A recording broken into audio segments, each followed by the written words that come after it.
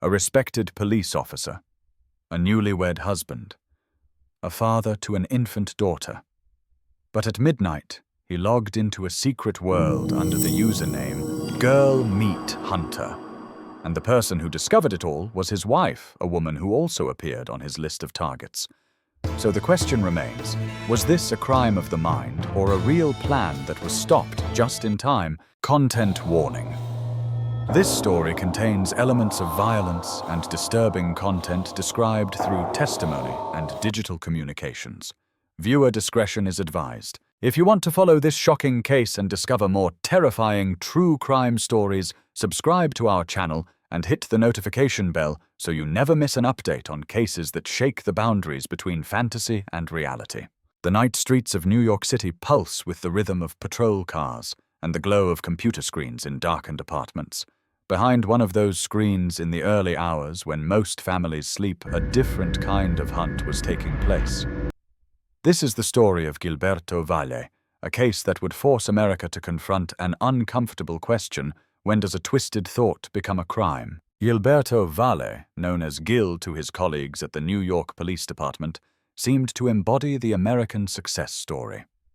At 28 years old, he was a uniformed officer working the night shift in Harlem and the Upper West Side. His peers respected him. He had recently passed his sergeant's exam, a milestone that promised advancement in his career. In his personal life, things appeared equally bright. After 2 years of dating, he had married Kathleen Mangan, and together they had welcomed a baby daughter into the world. On paper, Gil Valle was living the life many aspire to achieve. But as the sun set each evening and his family settled into sleep, Valle lived a second life, while his wife and infant daughter rested in the next room. He would log into his computer and enter forums that existed in the darkest corners of the internet.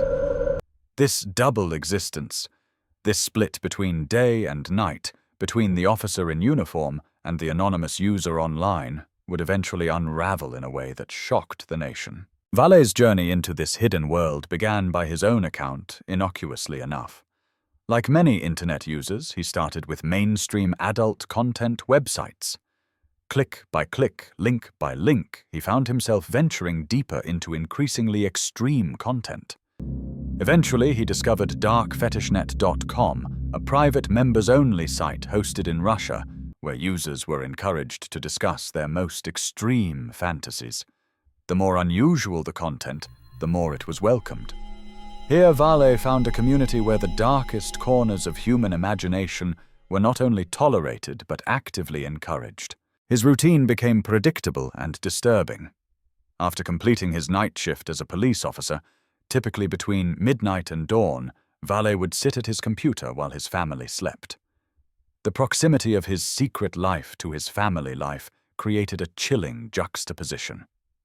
The very people he should have been protecting were sleeping mere feet away while he engaged in conversations that would later horrify investigators. On these forums, Valle adopted the username Girl Meat Hunter, displayed as MH52, on messenger services. He would later insist that everything he wrote was pure fiction, elaborate role play among consenting adults who understood the boundary between fantasy and reality. The culture of these sites, he claimed, was built entirely on imagination and creative writing. No one there, he maintained, had any intention of acting on these scenarios.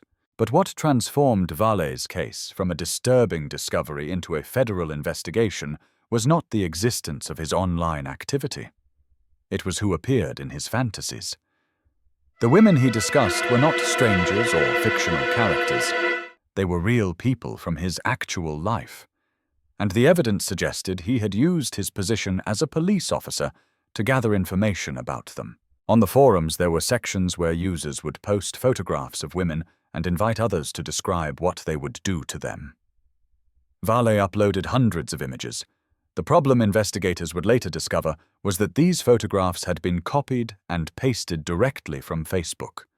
They depicted real women, many of whom Valle knew personally, friends from school, acquaintances from his wife's social circle, women he had encountered in his daily life. One of the women who appeared repeatedly in Valle's chats was a 27-year-old prosecutor, a former classmate. In detailed conversations, Valle described scenarios involving her abduction and torture. Another woman, a friend of his wife, appeared in exchanges where Valle allegedly discussed selling her to another user on the site. The conversations included haggling over a price, lending an air of transaction that made the fantasies feel disturbingly concrete. Perhaps most alarming was the discussion involving an 18-year-old woman who had attended the same school as Valle. In his online communications, she was referred to as the most attractive target. The specificity of the discussions, the use of real names and real photographs, began to blur the line between fantasy and planning. Throughout all of this, Valle's wife Kathleen had grown suspicious, but her suspicions were mundane compared to what she would actually discover. She suspected her husband of having an affair. To confirm her suspicions, she installed spyware on their shared computer, a common tactic among suspicious spouses in the digital age. What she found was far worse than infidelity. As Kathleen monitored her husband's online activity, she saw web browsing history and chat logs discussing kidnapping, torture, murder, and cannibalism. She saw photographs, hundreds of them, of women she knew, friends, former colleagues, and among those photographs, she saw images of herself. Her own face appeared in conversations about abduction and violence. The man sleeping beside her, the father of her child, had been living in a world she could never have imagined. Her reaction was swift. Kathleen took their infant daughter and moved back to her parents' home. Initially, she sent messages to Valle, suggesting they attend marriage counseling together. She seemed to want to believe that therapy could address whatever was happening. But as she had more time to process what she had seen, her resolve changed. The conversations were too detailed, too specific, too horrifying. She made a decision that would change both of their lives forever. She contacted the Federal Bureau of Investigation. Approximately 1 month after Kathleen left, Valle opened his apartment door to find 6 FBI agents standing in his hallway with their weapons drawn. The moment unfolded with the sudden violence of a raid. Commands were shouted. Valle was ordered to the ground. Within minutes, he was in handcuffs, bewildered and trying to understand what was happening. His life as he knew it was over. The charges brought against Valle were serious conspiracy to commit kidnapping and unauthorized access to a federal law enforcement database. The latter charge stemmed from evidence that Valle had used his access to the NYPD's restricted database to look up personal information about the women who appeared in his online conversations. He had searched for their addresses, phone numbers, and other identifying details. This use of his police authority to gather information about potential targets elevated the case beyond mere disturbing conversation. The question that would dominate the legal proceedings and public discourse was this: at what point does a deviant thought become a crime? How much evidence of planning is required before fantasy crosses into conspiracy? The government's case would hinge on demonstrating that Valle had moved beyond mere fantasy into concrete planning. FBI investigators presented their findings in stark terms. They categorized Valle's digital communications into 2 groups, fantasy and reality. The fantasy category included the more outlandish scenarios, the clearly impossible or cartoonish elements. But the reality category, they argued, was different. These were conversations that referenced real women by their actual names with specific dates mentioned. These discussions, prosecutors contended, had crossed a line. The most damning piece of evidence in the government's case was a document found on Valle's computer titled "Abducting and Cooking Kimberly." Federal prosecutors presented this file as a blueprint, a detailed plan, rather than a creative writing exercise. The document contained a list of items that would be needed for an abduction, a vehicle chloroform or another chemical sedative rope, a gag, materials to avoid leaving DNA evidence. The level of detail suggested planning rather than fantasy. Additional evidence showed that Valle had conducted Google searches related to chloroform human body temperature for cooking and the tensile strength of rope. Each search taken alone might have an innocent explanation. Taken together, prosecutors argued they painted a picture of research in preparation for a crime. The most chilling detail presented at trial involved a real-world meeting. Valle had once met Kimberly, one of the women named in his files, for lunch. He had brought his wife and infant daughter to this meeting. To prosecutors, this was proof that Valle's online world had begun to intersect with reality. He was seeing these women in person, possibly surveying them, studying them. To the defense, it was simply lunch with an acquaintance, a normal social interaction that the prosecution was retroactively imbuing with sinister meaning. Valle's defense attorneys mounted their case on a simple principle: thoughts are not crimes. They argued that millions of people participate in online role-play communities discussing scenarios they would never actually pursue. The existence of the fetish community itself, they pointed out, demonstrated that many people engage in this type of fantasy without any intention of acting on it. Valle, they maintained, was guilty only of having disturbing thoughts and writing them down. Without evidence that he had purchased any of the items listed in his documents, without proof that he had attempted to contact the women outside of normal social interactions, without any victim who had actually been harmed or approached, how could the government prove conspiracy? The defense emphasized repeatedly there was no evidence Valle had bought rope, no evidence he had obtained chloroform, no evidence he had attempted to lure any woman to a location. The chats on the fetish sites were just that, chats among people who understood they were engaging in fantasy. The government, the defense argued, was prosecuting a man for his imagination. The trial lasted 12 days and became a grueling ordeal for everyone involved. Evidence was presented line by line, chat by chat. The jury, composed of 6 men and 6 women, sat through readings of Valle's conversations that were by all accounts deeply disturbing. Media coverage noted that jury members appeared visibly uncomfortable, squirming in their seats as the explicit details were read aloud. Kathleen Valle took the stand and testified about the thousands of emails and photographs of herself and her friends that she had discovered on her husband's computer. Other women followed, former classmates and acquaintances, each describing how they felt learning they had appeared in Valle's online discussions. The cumulative effect was powerful. Even if each individual piece of evidence might have an innocent explanation, the totality of the case created a disturbing portrait. After nearly 2 weeks of testimony and deliberation, the jury returned with their verdict guilty. Valle was convicted of conspiracy to commit kidnapping. His family and defense attorneys expressed shock at the decision. To them, the prosecution had failed to prove any concrete steps toward an actual crime. But the jury had seen enough to convince them that Valle's actions went beyond mere fantasy. The verdict sent shockwaves through legal circles and civil liberties organizations. Was America now prosecuting thought crimes? Could someone be convicted of conspiracy based solely on internet chat logs and searches without any physical preparation or attempted contact with a victim? The case was not over. Valle's legal team immediately began preparing an appeal, and their central argument would resonate with many legal observers. They framed the conviction as prosecution based on thoughts rather than actions, drawing uncomfortable comparisons to the concept of thought crime popularized in dystopian literature. Journalist and legal analyst Amy Dash referred to the case as exactly that: a prosecution based on what someone was thinking rather than what they were doing. In a stunning reversal, the United States Court of Appeals for the Second Circuit overturned Valle's conviction. The appellate court's reasoning was clear and direct.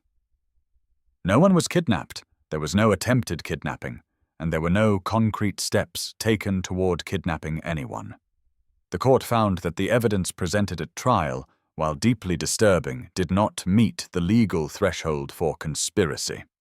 Fantasy, no matter how dark, does not constitute a crime. The judge's opinion emphasized that the government must prove more than disturbing thoughts and online conversations. There must be evidence of a genuine agreement to commit a crime, and concrete steps taken in furtherance of that agreement. Valle's online chats and his Google searches, the court found, did not meet this standard. he was released from federal custody. But Valle's legal victory came at an enormous personal cost. He had spent 21 months in federal detention, much of it in solitary confinement. He would later describe solitary confinement as a nightmare, repeating the phrase 21 months with the weight of someone who had lived through psychological torture. The isolation was implemented, authorities said, for his own protection. As a former police officer accused of plotting to kidnap and murder women, he was at significant risk from other inmates. When Valle was finally released and returned home, he embraced his mother and his dog. But his previous life was gone. His wife had divorced him and refused all contact. He lost custody of his daughter, barred from seeing the child he had held as an infant. His career in law enforcement was over. The conviction, even though overturned, had destroyed his reputation and his relationships. In interviews following his release, Valle acknowledged that he continues to attend therapy every week. The psychological patterns that led him to those dark corners of the internet, he admitted, do not simply disappear. There is no magic solution, no instant cure. He must work continuously to understand his own mind and control his impulses. Expert testimony during the trial had provided some context for Valle's psychology. Dr. Park Dietz, a renowned forensic psychiatrist who had interviewed notorious criminals including Jeffrey Dahmer, testified about Valle's case. Dr. Dietz drew a crucial distinction: wanting to do something is entirely different from actually doing it. He noted that there was no evidence Valle had ever kidnapped anyone, raped anyone, murdered anyone, or engaged in cannibalism. The desires existed in his mind and in his online communications, but they had never manifested in physical action. Dr. Dietz described Valle's fantasies as more cartoonish than criminal. This characterization was meant to emphasize the unrealistic, fantastical nature of the scenarios Valle described. They were extreme to the point of being implausible, more like horror fiction than actual criminal planning. Interestingly, Valle himself traced the origin of one particular fantasy to a scene in the Jim Carrey film The Mask, where actress Cameron Diaz's character is briefly shown tied up before being rescued. From this seed of mainstream media, Valle's imagination had spiraled into increasingly dark territory. The case of Gilberto Valle leaves us with profound and unresolved questions. The legal system ultimately determined that his actions did not constitute a crime, but many people remain deeply uncomfortable with that conclusion. If the FBI had not intervened when they did, if Kathleen had not installed that spyware and contacted authorities, would Valle have eventually acted on his fantasies, or would he have continued indefinitely in the realm of fiction, never crossing the line into reality? The tension between public safety and civil liberties is stark in this case. On one side are those who argue for early intervention, who believe that waiting for an actual crime to occur before acting is too dangerous. Valle had the means as a police officer. He had identified specific targets, and he had created documents that read like plans. Better to err on the side of protecting potential victims. This argument goes even if it means prosecuting someone who might have remained only in the realm of fantasy. On the other side are those who see Valle's prosecution and initial conviction as a dangerous precedent. In a free society, they argue, we cannot criminalize thoughts, no matter how disturbing. The internet has given us unprecedented access to others' private thoughts through chat logs, search histories, and saved documents. If we allow convictions based on this digital evidence alone, without proof of concrete steps toward a crime, we risk creating a system where police can arrest people for what they might do rather than what they have done. The case raises questions that extend beyond Valle himself. How do we handle the dark corners of human psychology in the internet age? Before online forums and private chat rooms, disturbing fantasies remained largely hidden, existing only in an individual's mind or perhaps in a private journal. Now these thoughts can be shared, elaborated upon, and recorded permanently. Does the act of sharing these fantasies with others, even in a space explicitly dedicated to fantasy, transform them into something more than private thoughts? The women whose photos and names appeared in Valle's files were left traumatized despite never being physically harmed. They learned that someone with police access to their personal information had discussed their abduction and murder in graphic detail. The psychological harm was real, even though no physical crime occurred. How should the legal system account for this harm? Is there a category of offense that acknowledges the damage done by these kinds of violations without criminally prosecuting pure thought? Valle's case also highlights questions about online communities and their responsibilities. The fetish sites where these conversations occurred operate in legal gray areas. They typically include disclaimers that all content is fantasy, that no illegal activities should be discussed or planned. But when does a community dedicated to discussing illegal acts, even as fantasy, become a space that enables actual crimes? The operators of these sites argue that fantasy expression is protected speech, that adults should be free to discuss whatever they wish, as long as no one is harmed. Critics counter that these spaces normalize criminal behavior and may serve as testing grounds where potential offenders find encouragement and tactics. The Valle case emerged at a time when law enforcement was becoming increasingly interested in online behavior as a predictive tool. The idea of pre-crime, of identifying and stopping criminals before they strike, has obvious appeal. If we can scan communications and identify people discussing criminal acts, shouldn't we intervene before victims are harmed? But this approach runs headlong into fundamental principles of American jurisprudence. People are presumed innocent until proven guilty, and we prosecute actions, not thoughts. The forensic evidence in the case, including the search histories and the detailed documents, created another layer of complexity. In previous eras, a person's research might have been done in a library and would leave little permanent record. Today, every Google search, every website visited, every document created is stored and potentially accessible to investigators. This creates a permanent record of our thoughts, our curiosities, our fantasies. The Valle case demonstrates how this digital trail can be used in criminal prosecution, even for crimes that never occurred. Some legal scholars have drawn parallels between Valle's case and earlier attempts to prosecute obscenity and pornography. Courts have generally held that consuming even disturbing content is protected by the First Amendment, as long as the content itself was legally produced and does not involve exploitation of real victims. Valle's participation in online fantasy forums could be seen as an extension of this principle.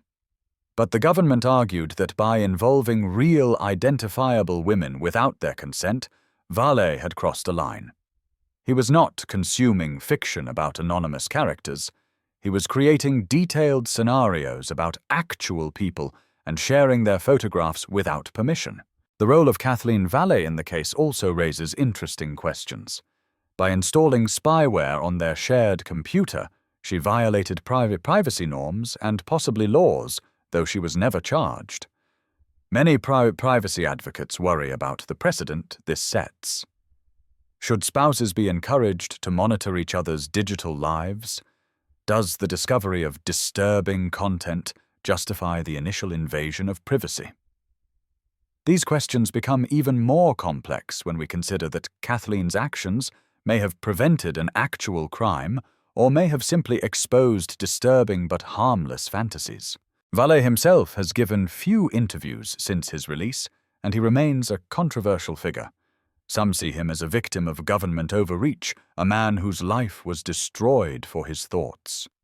Others see him as a dangerous individual who was lucky to escape conviction, someone who should be monitored for the rest of his life. Public opinion remains deeply divided. The case continues to be studied in law schools as an example of the challenges posed by modern technology and online behavior. It is cited in discussions of conspiracy law, First Amendment protections, and the ethics of predictive policing. There are no easy answers to the questions it raises. What is clear is that the internet has fundamentally changed how we think about privacy, fantasy, and crime. The permanent record of our digital lives means that thoughts that previous generations might have kept entirely private are now documented, searchable, and potentially evidence in criminal proceedings. This reality requires us to think carefully about the boundaries of criminal law in the digital age. Valle's case also reminds us that human psychology is complex and often dark. Many people experience intrusive thoughts, disturbing fantasies, or momentary desires that they would never act upon. The existence of these thoughts does not make someone a criminal, but when those thoughts are documented in detail, shared with others, and reference real people, they take on a different character. Where exactly the line should be drawn remains a subject of intense debate. For the women who appeared in Valle's files, the legal outcome offers little comfort. Regardless of whether Valle would have actually harmed them, they must live with the knowledge that someone they knew fantasized about their abduction and murder in graphic detail. They must wonder whether they would have become victims if circumstances had been slightly different, if Kathleen had not installed that spyware, if the FBI had not intervened. The acquittal in this case does not erase their fear or their trauma.